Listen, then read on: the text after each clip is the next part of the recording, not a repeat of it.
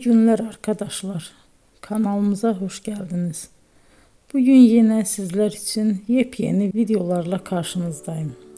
İki başarılı oyuncularımız Elçin Sangu ve Barış Ardus'tan güzel paylaşımlarını sizler için hazırladık. Elçin Sangu, Sevdim Alabora, Yalancı ve Mumları, Kiralık Aşk, İyi Günde Kötü Günde bu dizilerde rol almış ve herkes tarafından çok beğenilmiştir. Biz de Elçin Sangu ve Barış Ardus'tan en güzel sempatik fotolarını sizler için hazırladık.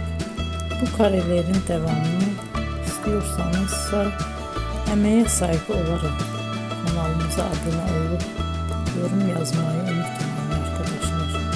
Teşekkür ederim.